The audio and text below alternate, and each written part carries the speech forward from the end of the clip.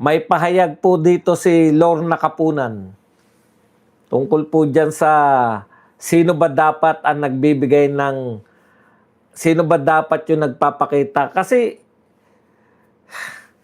tignan nyo po basahin muna natin yung sinasabi ni Kapunan. Isusunod din natin yung sinasabi ni Ligutan. Sabi po ni Kapunan, it is becoming obvious na kung innocent ka, bakit ayaw mong ipakita yung ebidensya? At this point, it's clear. The evidence is so clear. That's why ang tactics nila is avoidance and delay. Ito po, no? Ito po, magtotohanan tayo. Sabi ni Kapunan, kung hindi ka guilty, kung inosente ka, bakit ayaw mong ipakita yung ebidensya? Oh. Malinaw naman, ang ebidensya daw po ay napakalinaw na taktika nila yan na i-avoid yung paglalabas ng ebidensya. Teka pala muna, no? Kailan pa po na bago na yung nag-aakusa, hindi siya magpapakita ng ebidensya kundi yung inaakusahan? Isang beses ko lang po narinig yan. Kay Rapi Tulfo, nung kausap niya yung mga sundalo. Ang sabi niya, nagalit nga si Galvez. Si Galvez ba yun?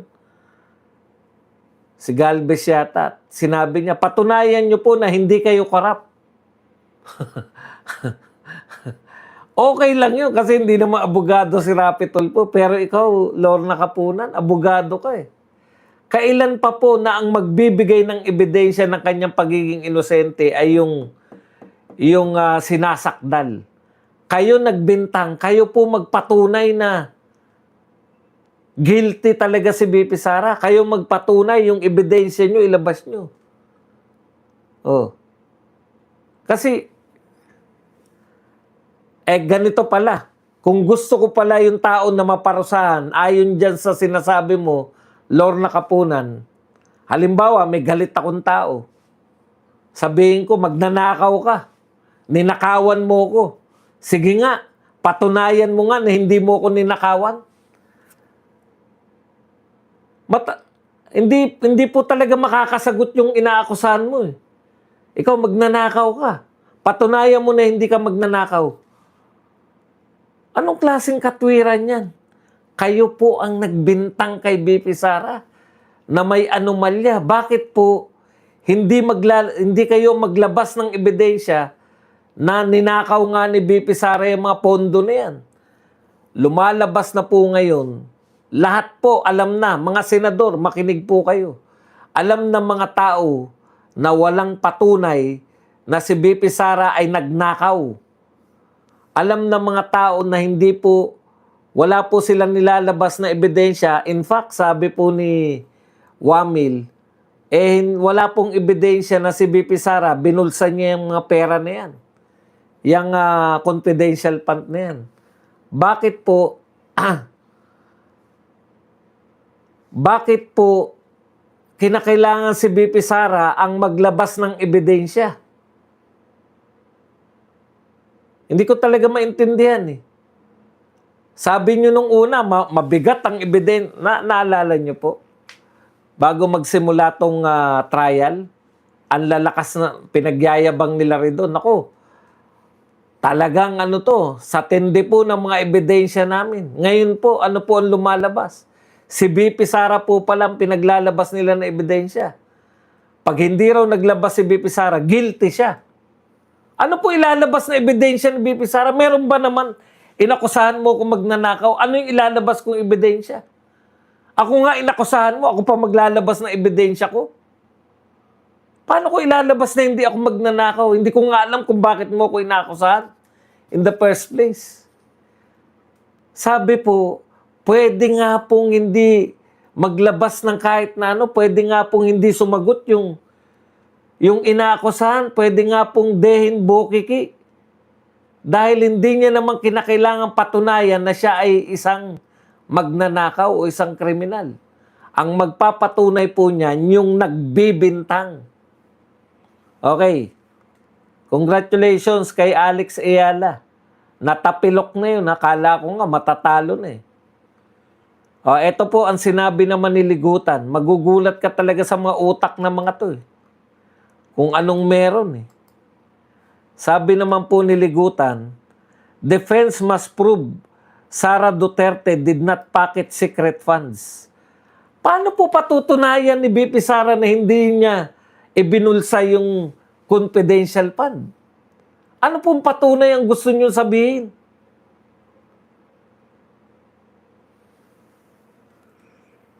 Defense must prove Sara Duterte didn't pocket secret funds. Paano po yun? Hindi ko po masabi. Wala kayong ebidensya na nagsasabi na binulsa ni BP Sara. Ngayon, si BP Sara ang paglalabasin nyo, parang sila, pag hindi mo nilabas yung ebidensya mo, BP Sara, ibig sabihin magnanakaw ka. Ano po ilalabas? Ano po ilalabas ni BP Sara na ebidensya niya? Hawak nyo na po. Hawak nyo na yung lahat ng mga sinabmit ni BP Sara sa COA. Wala kayong nakita na binulsa ni BP Sara yan. Ano pa po ang ilalabas ni BP Sara para patunayan na hindi niya binulsa yun? Yan nga yung ebidensya. Di po ba? Ano ba yung mga sinasabi niyo libo-libong acknowledgement receipt? Ano po ba yan? Wala po kayo nakitang ebidensya dyan sa libo-libo ninyong kahon-kahon po nyong dinadala? Optics lang po ba yan? Ano po ang katotohanan kasi? Ang katotohanan, una, yung pinagmulan ng lahat ng ito, confidential fund. Inimbestigahan nila yung confidential fund dahil nagdrama itong si Kimbo at saka itong si Gabriela. Di ba? Si Brosas. Nagdrama sila.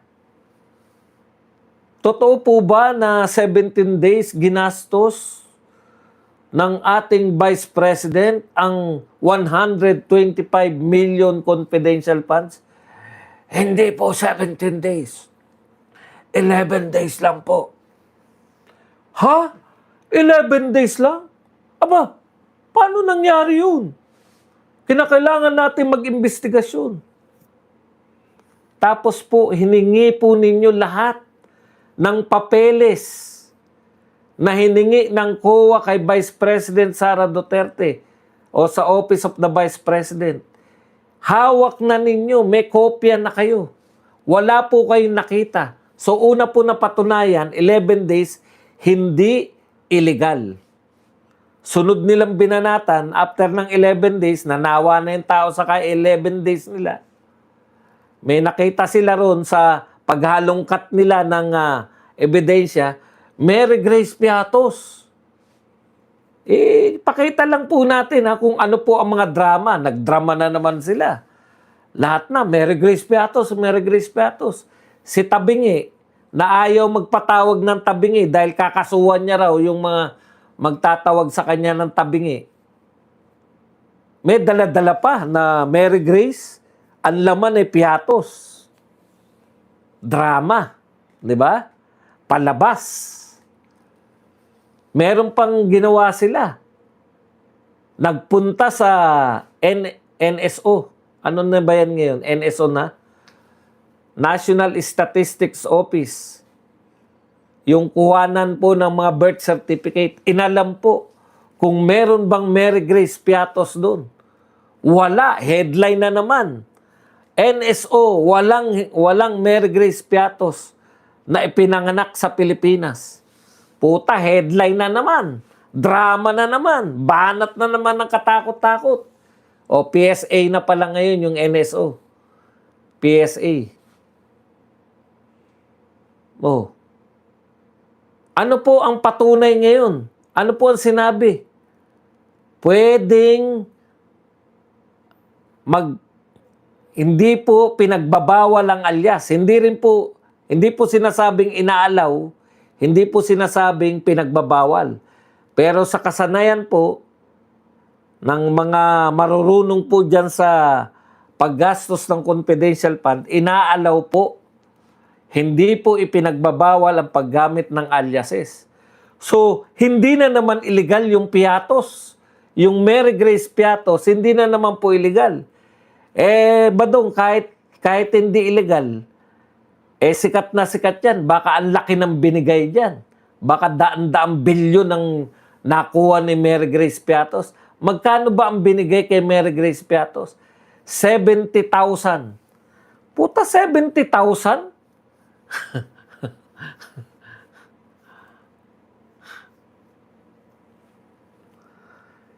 Ilang taong binabanatan yan, yung pala, kaya pala hindi nila nire-reveal magkano yung binigay kay Mary Grace.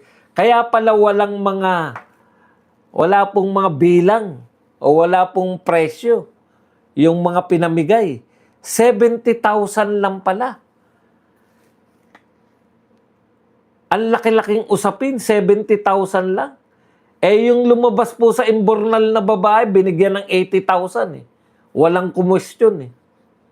Hindi na reklamo yung DSWD. Bakit nagbigay ng 80,000 sa babae sa imbornal?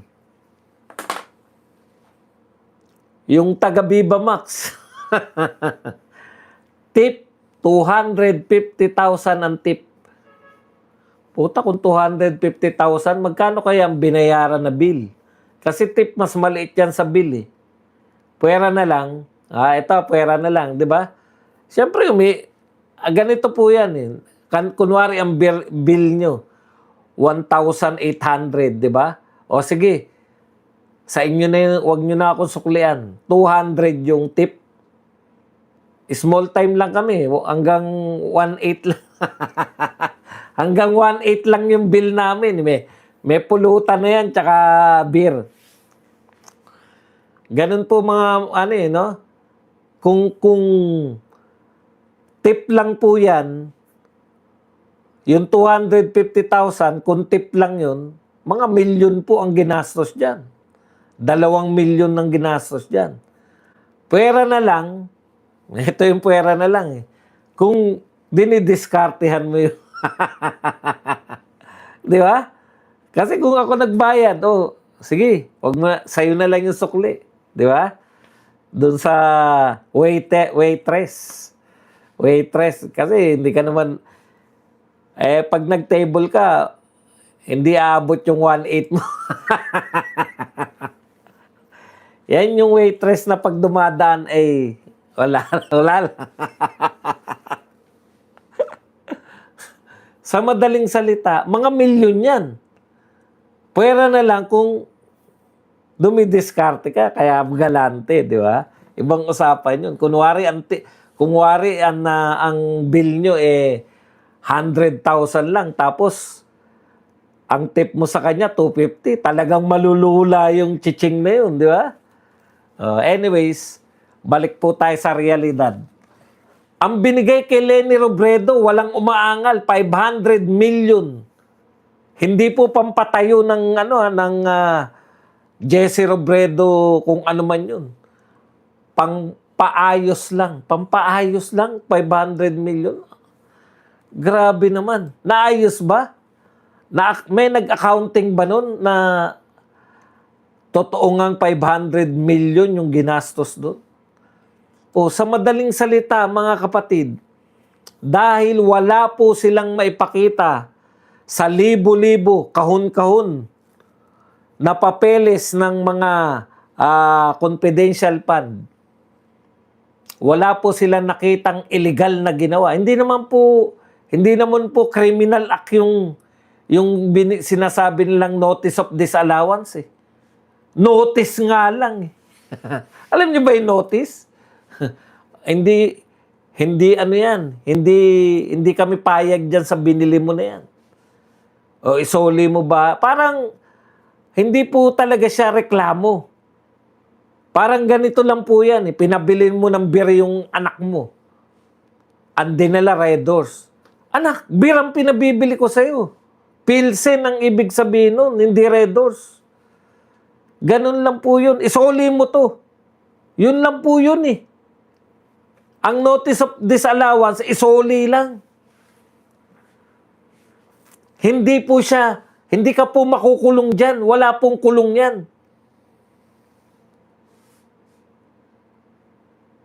Walang kulong yun ba doon? Kahit na ano yung pinag-uusapan natin? Opo, para nga pinabili. Bili ka ng beer. Red Doors ang binili. Puta, mali itong binili mo. Soli mo. Sabihin mo yung Pilsen. Yun lang po yun. Ganun lang. O kaya, sinabi mo, sige, bili mo ako rin sa Andox. Isang buo. Pucha, binili ng anak mo, isang buong liempo. Isang buo, meron bang kalahating liempo? O pag sinabi kong isang buo, manok yun. Soli mo to. Ganun lang po yung notice of disallowance. Hindi po yan yung bili mo ko ng tapos binulsa na ng anak mo yung pinabibili. Mali lang ng binili. Ganun po yun. May krimen ba ron? Kailan po magiging krimen yun? Magiging krimen po yun kung hindi bumili, binulsa yung pera. Yan po yung usapin ngayon. Ang tanong, binulsa ba ni VP Sara yung confidential fund? O, eto ang sagot ng prosecution. Kaya maglabas ng ebidensya si VP Sara na hindi niya yan binulsa. Puta, bakit ako kung ako si VP Sara, bakit ako maglalabas ng ebidensya? Kayo nag-aakusa sa akin. Sa madaling salita, ganun lang po yun. Ayaw isoli. Ano na raw po, umiiyak na yung bata. Hindi na raw po pwede isoli ito dahil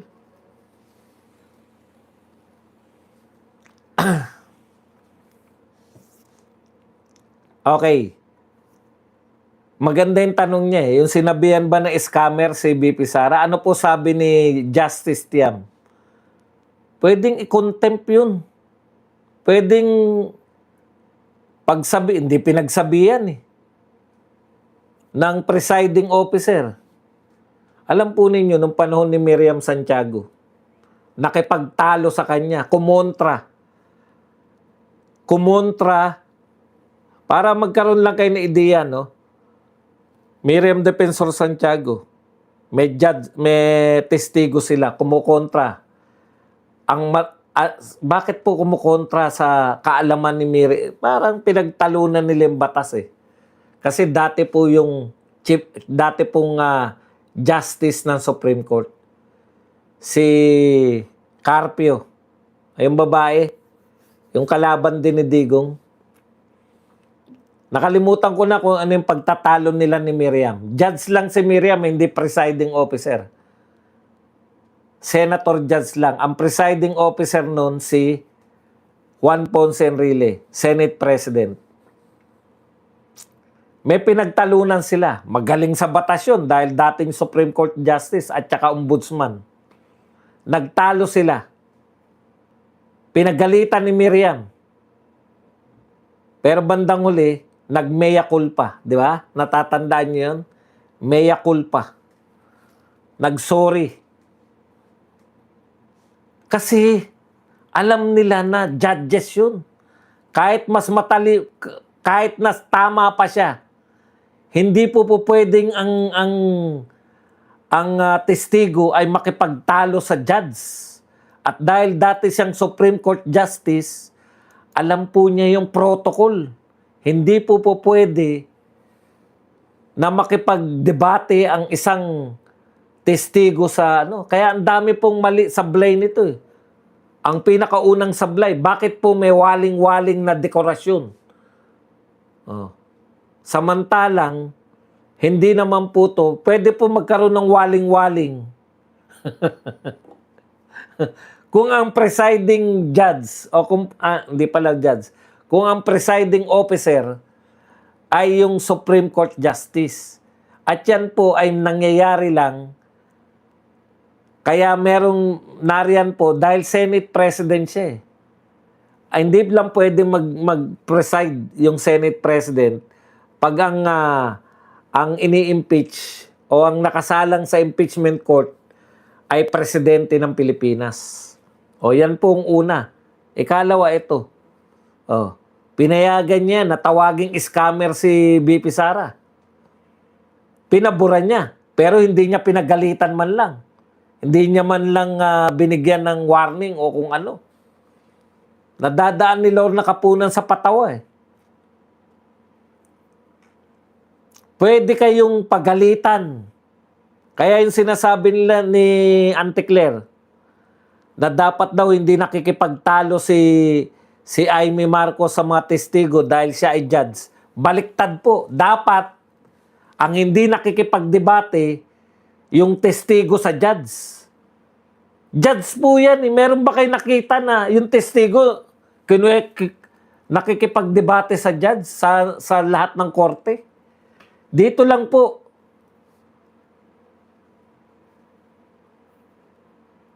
Sa korte lang po ni Chis Escudero at ng Waling-Waling.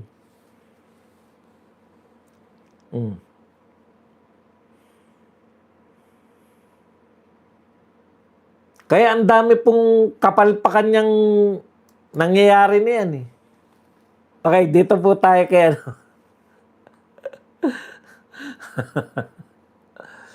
Kaya po, in summary po, mali po yung sinasabi ninyo na dapat patunayan ni BP Sara na hindi niya binulsa yung pera ng confidential fund. Kasi po, kung wala kayong ebidensya, pwede na pong manahimik yung depensa. Alam niyo po ba yun? Pwedeng manahimik yung depensa. Wala naman kayo napatunayan eh. Oh. Sasabihin lang ng depensa, wala na po kaming iharap na testigo. Yan na po yun. Kung ano po nilatag nila, yan na rin. Total, hindi naman nila napatunayan na magnanakaw si BP Sara. Yung sa una naman, Article 4, hindi po nila napatunayan na si BP Sara ay may hinire talaga. Hindi nga nila nakita kung sino hinire. Okay. Kaya mali po yung sinasabi ninyo na si BP Sara magpapatunay na siya ay inosente. Kayo ang magpatunay na siya ay guilty. Kasi kung hindi nyo po kayang patunayan na siya ay guilty, baka pati yung mga senador na kakampi ninyo hindi bumoto laban kay BP Sara. Baka matira na lang yan si Kiko, si Bam at saka to si Ray Saunteveros. Okay.